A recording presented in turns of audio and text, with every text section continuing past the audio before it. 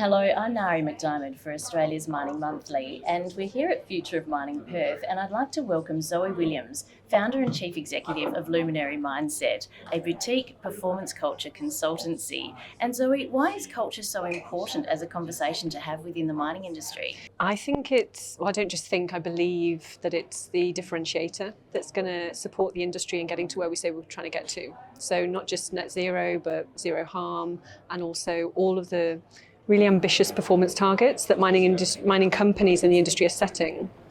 They're setting them at an individualistic level, and what we're seeking to achieve is an industry-wide performance culture language that helps the whole industry get to where we're trying to get to for the future. Well, what difference do you find, Zoe, in terms of coaching within the mining sector and elsewhere? It's interesting in the mining sector because there is a lot of emotional intelligence that people don't perceive there to be so much of in the mining industry. So there's a lot of emotional intelligence. The coaching is pretty challenging for a coach because engineers are smart, but they're also emotionally intelligent. So if you're trying to help somebody unlock their limiting beliefs or unlock something about themselves that's holding them back, which is valuable in the end, it can sometimes be more challenging. And I like that. I like working with challenging people. It's also really rewarding because when people get it and when they're coached and they change their behavior and their performance, the outcomes are immediate, almost immediate. So you can see the results of the coaching very, very quickly. And I find that really rewarding as well. Well, you've talked about emotional intelligence. Why is EQ such a focal point?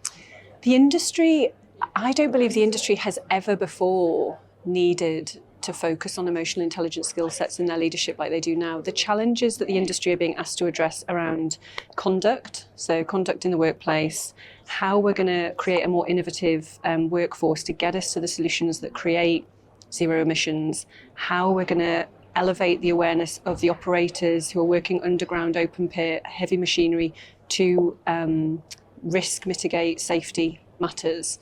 That for me is all about emotional intelligence. It's no longer enough for us to rely on our intellect, on our training and knowledge and skill sets and controls and compliance. We've got to start bringing more emotional intelligence to our leadership skill set to address these challenges.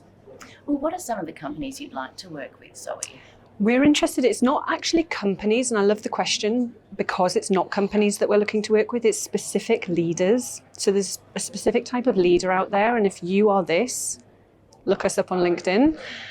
A specific the type of leader that we're looking to work with is a leader that understands the difference between having a winning mindset and a being first mindset. And a lot of mining companies and the industry talk like winners. We're going to win, we're going to beat the competition. That I don't believe is what's needed. I believe we need to be of the mindset of being first, which is almost like the man that walked on the moon, right? It's the first to achieve something that has never been achieved before, where sometimes there isn't any competition. So you might be doing it on your own. You might be a lone voice, you might be an innovator, a pioneer, or you might be someone that has a belief around something that's possible that hasn't been achieved yet. Those are the leaders that we're looking to work with because they're going to transform the industry. Well, speaking of transformations, could you run through a success story to date? Yeah, for sure.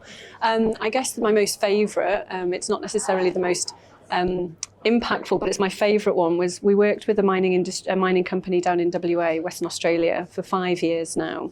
And they set themselves a target to achieve nameplate production, which they're a bauxite mine and an alumina refinery. So it's a throughput system, and they were going to optimise that system to nameplate capacity. Never done before. The group didn't believe it was possible. And the VPO and the team decided, you know what, we're going to do this. And then COVID hit at the same time as well. So we just focused on belief. We focused on, is that target achievable? Do we believe it's achievable? And through the power of belief, the workforce found the solutions. So it wasn't about leadership finding the solutions and telling the workforce what to do. It was about leadership leading a belief system that then empowered the workforce to find the solutions to get them there. They hit nameplate capacity. They did it 2 years in a row, and they had 0 fatalities in that time, and they managed to maintain their cost base as well. So that for me was a really great success story.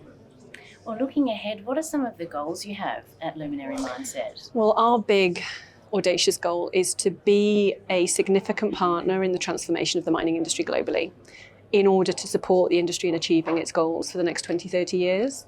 I recognise that we're not a silver bullet. What we do, the work that we do, because it's emotional intelligence training, it takes time, it takes commitment, it takes effort. We do have some quick results that can be created, but we also recognise that this is a journey. The industry is going to have to transform a culture that's taken over 100 years to embed in 10 to 20 years. We haven't got time. We haven't got 100 years to reverse the culture that we've created. So I want to be a facilitator for good towards that goal. And finally, Zoe, what are you finding most valuable here at Future of Mining Perth? Oh my goodness, it's the diversity of companies here and the diversity of global as well. I didn't expect such a global presence. I've already connected with people who've come over in from South Africa and people that have come in from Europe. So I'm really appreciating the diversity, because for me, like I said, it's not the company that's important, it's the individual. So the opportunity to network, the opportunity to host round tables, and then later to talk to the whole room is just a fantastic opportunity for us. Well, Zoe, thank you for providing some insight this morning. Thank you.